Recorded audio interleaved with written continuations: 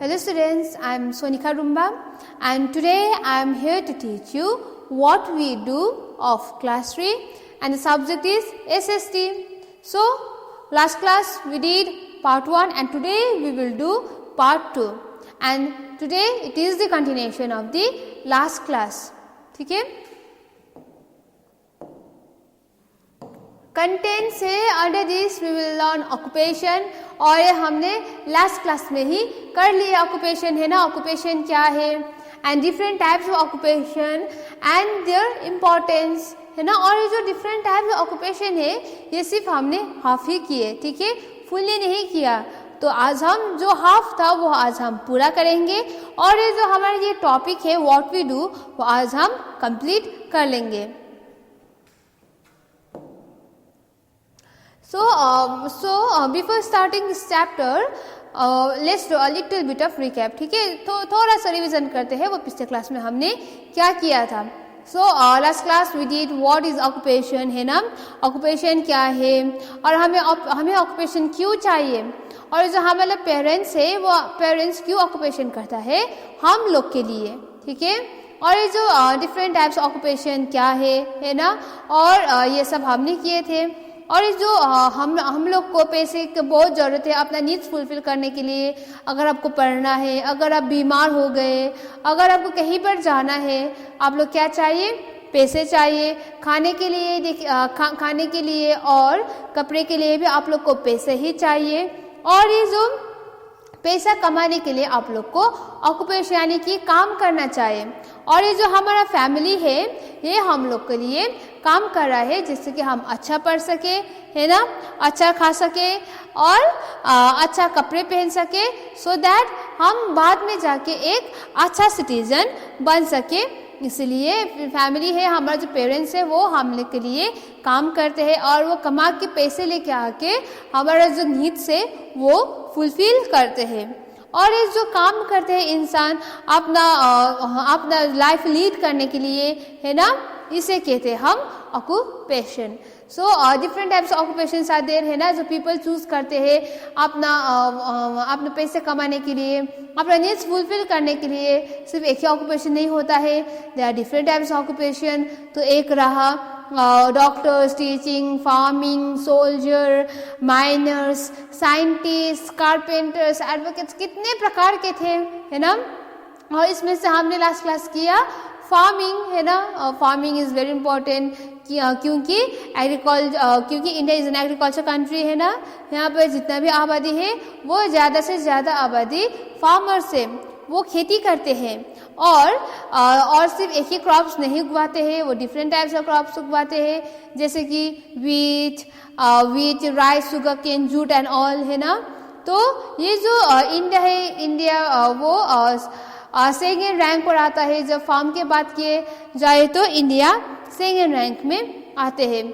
और उसके बाद ये रेयरिंग ऑफ एनिमल्स यानी कि एनिमल्स पालते हैं ना अपने नीड्स के लिए.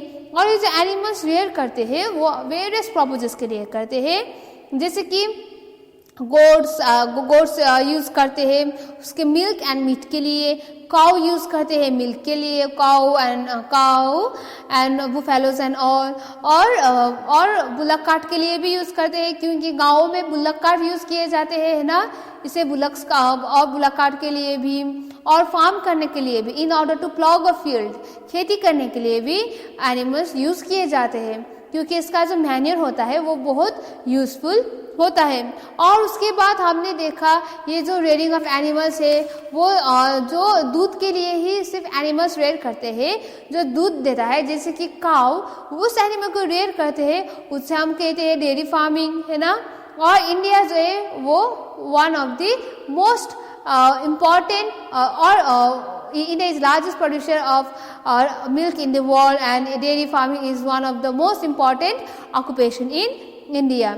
और उसके बाद वो जो डक्स एंड हेन्स एंड गीज होता है उसे पालते हैं, उसे हम बोलते हैं पोल्ट्री फार्मिंग है ना.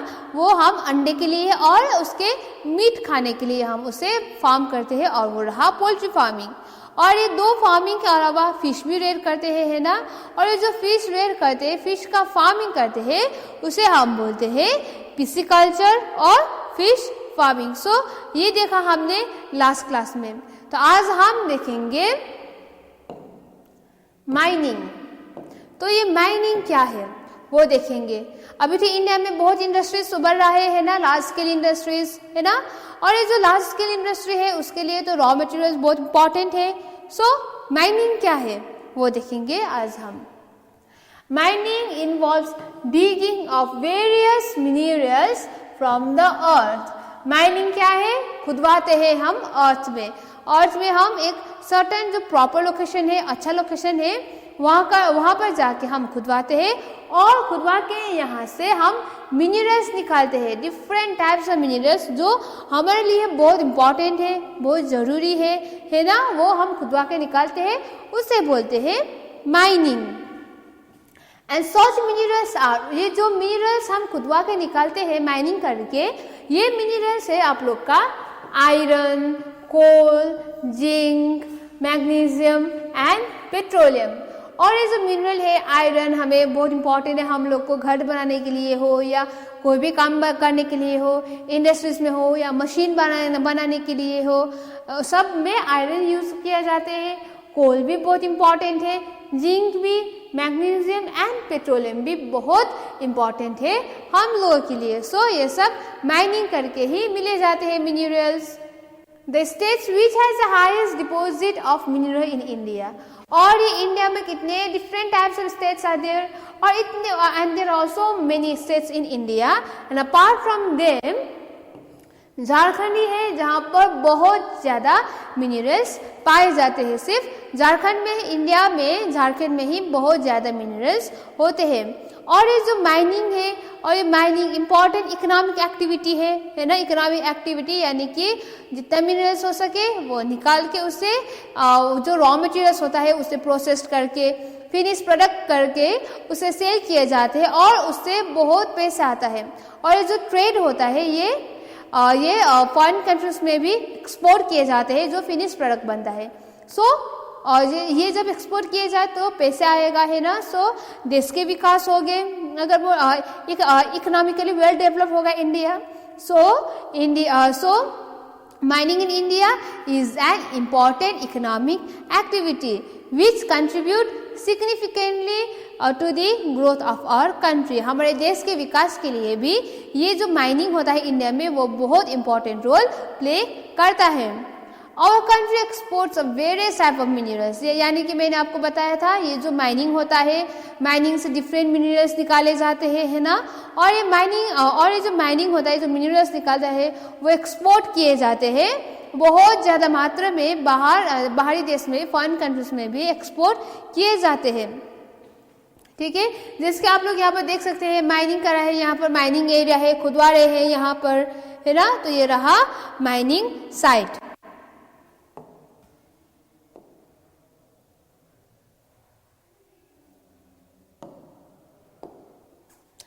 Some minerals are used for making metals, और जो हम माइनिंग करके मिनरल्स निकालते हैं, some minerals are used for metals, metals बनाने के लिए भी ये मिनरल्स यूज किए जाते हैं।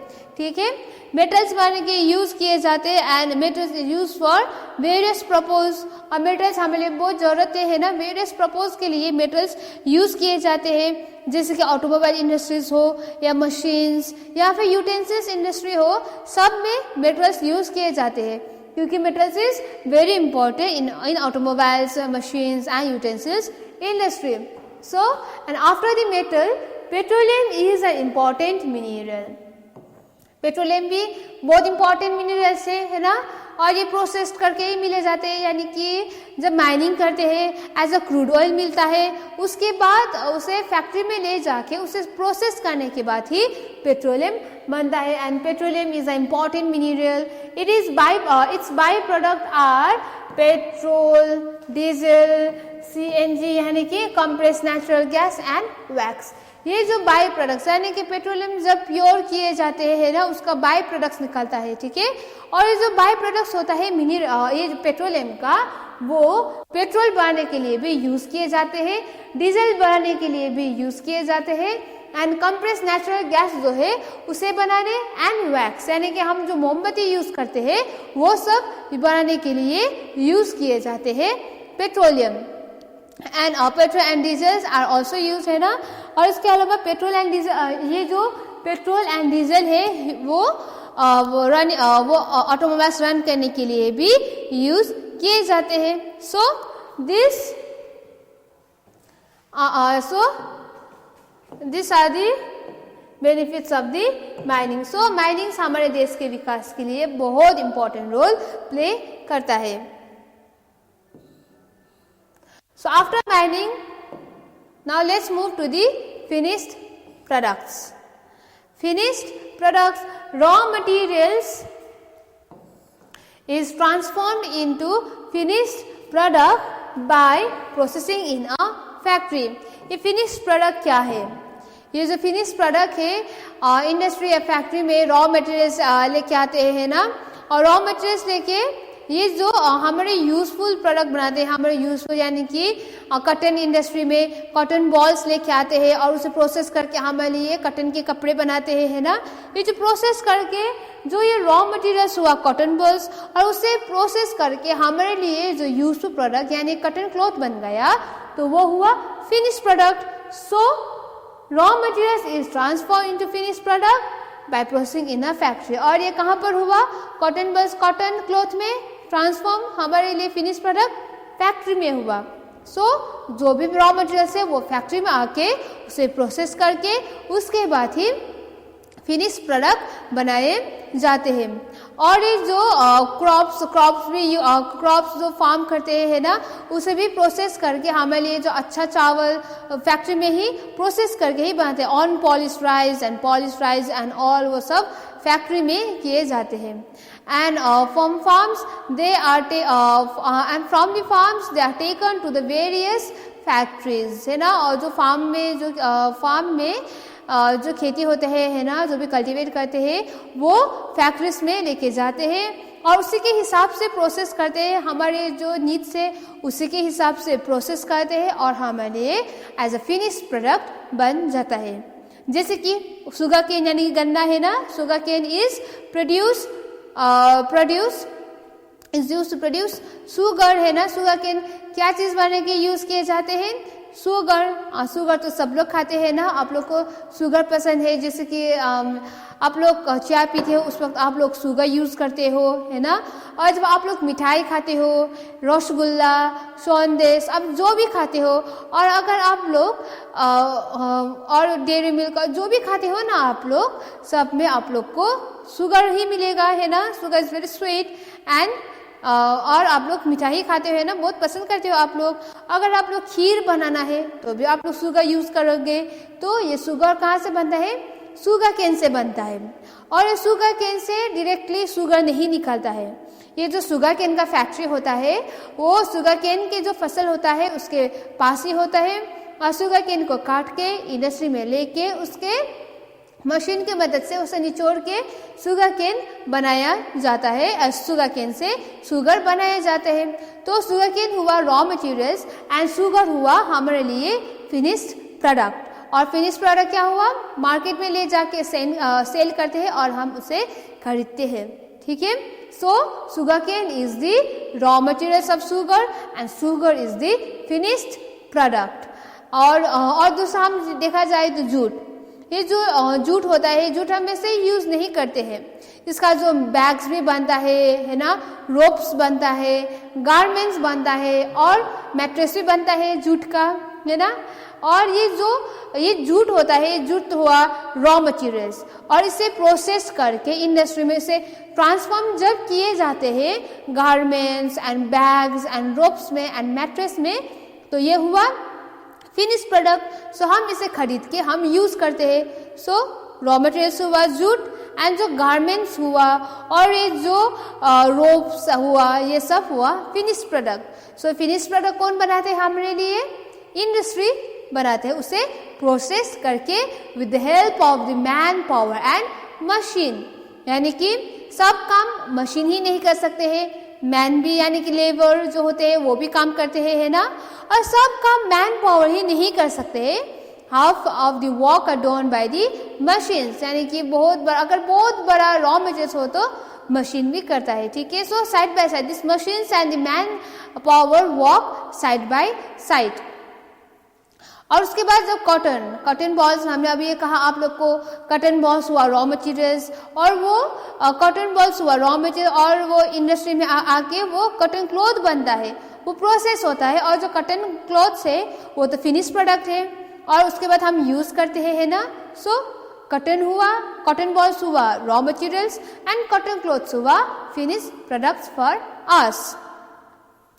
तो और ये जो फिनिश प्रोडक्ट्स होता है, जो फैक्ट्री में फिनिश प्रोडक्ट्स बनाए जाते हैं, रॉ मटेरियल्स लेके, है ना, उसे प्रोसेस करके वो क्या होता है, फिनिश प्रोडक्ट बनने के बाद मार्केट में ले जाते हैं और उसे वहाँ पर बेचते हैं और पैसे आता है।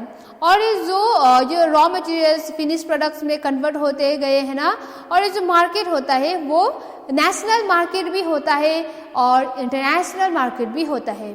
नेशनल मार्केट यानी कि आप लोग सिर्फ अपने देश में ही उसे बेचते हो, और इंटरनेशनल मार्केट यानी कि फॉरेन कंट्री में भी आप लोग एक्सपोर्ट करते हो, ठीक है।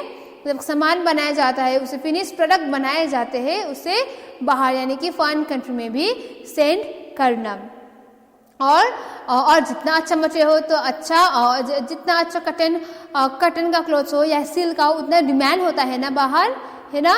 तो सिल्क भी हम डायरेक्टली सिल्क नहीं मिलता है, उसे प्रोसेस करने के बाद ही अच्छा सा सिल्क का क्लॉथ बनता है ना, सिल्क का साड़ी बनता है, और इसका बहुत ज़्यादा डिमांड होता है। सो all these raw materials are converted into finished product with the help of the machine and man labor in a factory. So ये रहा हमारा finished product। और इसके अलावा बहुत ज़्यादा ऑक्यूपेशन है जो इंसान अपना डे टू डे लाइफ, अपना लाइवलीहुड लीड करने के लिए करते हैं। और ये जो ऑक्यूपेशन है उसमें से आता है डॉक्टर्स, यानी कि डॉक्टर्स भी आते हैं। डॉक्टर्स, जब आप लोग बीमार पड़ते हो आप डॉक्टर के पास जाते हो, अगर आप लोग को बुखार होया डॉक्टर के पास ही जाते हो, है ना।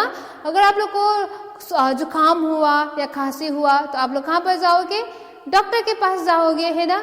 कारपेंटर के पास तो नहीं जाओगे ना, आप लोग सिर्फ डॉक्टर के पास ही जाओगे। तो डॉक्टर भी हुआ एक ऑक्यूपेशन, है ना। और ये जो डॉक्टर का ऑक्यूपेशन है, ये doctor is a qualified professional. So ये क्वालिफाइड, कितना पढ़ के, कितने बरस तक पढ़ के लास्ट में डॉक्टर बनता है। So doctor is a qualified professionals. ये क्वालिफाइड प्रोफेशनल से बहुत पढ़ा हुआ होता है डॉक्टर्स, है ना। वैसे ही डॉक्टर नहीं बनता है, सिर्फ 1 रात या 2 रात में डॉक्टर नहीं बनता है। इसके लिए कितने सालों तक आप लोग को पढ़ना पड़ेगा, और उसके बाद जाके आप लोग डॉक्टर बन पाएंगे। और ये जो डॉक्टर है वो who treats sick and injured, जो बीमार होता है ना, जिसे चोट लगा हुआ होता है, जिसका एक्सीडेंट होके हाथ या पैर टूट गया है ना, उसका कौन ट्रीट करता है, ट्रीटमेंट कौन करता है, डॉक्टर करता है, ठीक है। And doctor alone with nurse take care of patients, यानी कि डॉक्टर जो है हमारा कैसा बीमार हुआ, हम लोग को कौन सा दवाई खाना चाहिए हम लोग को, है ना। ये जो सब चीज़ है, जैसे कि हम लोग खाना किस प्रकार के खाने चाहिए, ये सब डॉक्टर ही देखते हैं। और इसके अलावा हॉस्पिटल्स में नर्स भी होता है, यानी कि नर्स हमारा देखभाल करते हैं विथ डॉक्टर्स, ठीक है। So this is doctors. और जब वैक्सीनेशन होता है ना, और अभी तो कोविड हो रहा है ना, और इसके लिए हमें वैक्सीन चाहिए। और ये जो भी वैक्सीन होता है हमारे जो प्रोटेक्ट करने के लिए फ्रॉम द वेरियस डिजीजेस, ये भी डॉक्टर ही देते हैं हम लोग को, क्योंकि doctors work for our health. Doctors treat sick and injured people. अगर किसी का एक्सीडेंट हुआ तो भी डॉक्टर के पास से जाएंगे। और ये जो डॉक्टर का और ये जो डॉक्टर का ऑक्यूपेशन है वो एक क्वालिफाइड प्रोफेशन है, ठीक है। इसके लिए बहुत पढ़ना पड़ता है। And apart from the doctor, next profession is teacher.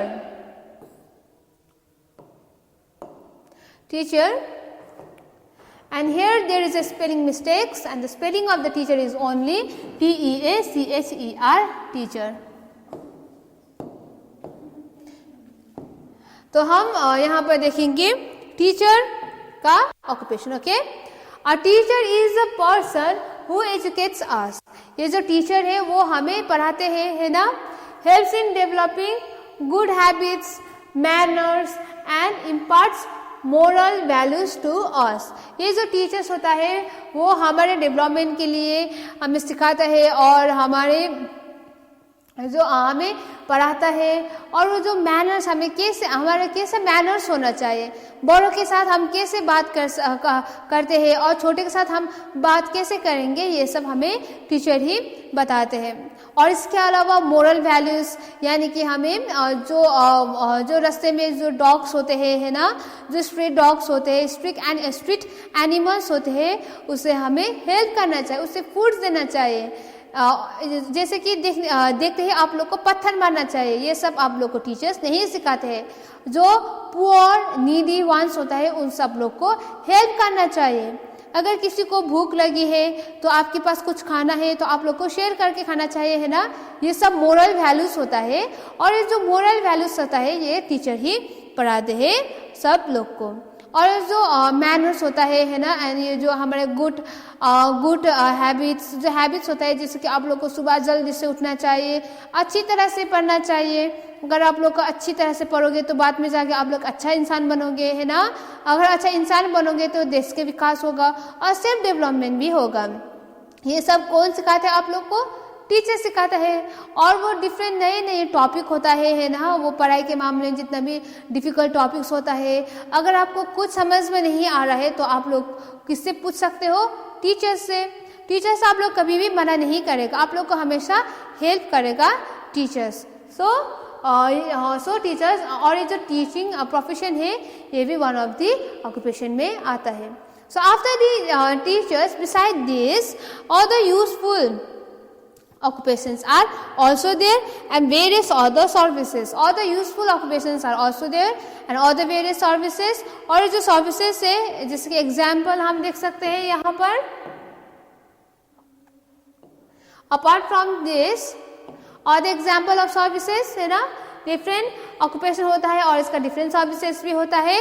वो रहा आप लोग का postal, telecom, travel, entertainment service etcetera. ठीक है. Apart from all this occupations and professions, there are also other useful occupations and there are also various other services and they are postal, telecom, travel, entertainment services etc. So ये रहा हमारा आज का topic, what we do, यानी कि हम occupation क्या करते हैं, कहाँ पर कौन सा ऑक्यूपेशन करते हैं. और ये जो माइनिंग है, माइनिंग हमारे देश के विकास के लिए बहुत इंपॉर्टेंट रोल प्ले करता है ना. ये जो माइनिंग एंड जो फिनिश प्रोडक्ट है, फिनिश प्रोडक्ट कैसे बनता है, यानी कि फैक्ट्री में जाके जब रॉ मटेरियल्स आता है और हमारे नीड्स के हिसाब से उसे प्रोसेस करके फिनिश प्रोडक्ट बनाए जाते हैं. ये सब हमने देखा. और जब हम बीमार पड़ जाते हैं, क्योंकि हम हमेशा फिट एंड फाइन तो नहीं रहते हैं, है ना, कभी कभार तो हम बीमार पड़ जाते हैं, यानी कि बारिश के मौसम में हमें जुकाम होता है, ज़्यादा बारिश में भीगने की वजह से, है ना. जब ये होता है और जब वैक्सीनेशन लगाना है तो हम डॉक्टर के पास ही जाते हैं, है ना. और ये जो टीचर्स है हमें मोरल वैल्यूज भी पढ़ाते हैं और कैसे मैनर होना चाहिए, good manners. We all should have a good manners. ये सब है, ये सब लोग हमें सिर्फ टीचर से सिखाते हैं. सो और ये जो टीचिंग है, ये जो डॉक्टर्स है, ये जो माइनिंग है, जो फार्मिंग करते हैं, रियरिंग ऑफ एनिमल्स जो है, और जो फिनिश प्रोडक्ट बनाते हैं, ये this are all the occupation. ठीक है. So this is what we do. So now we are done with this topic, that is what we do.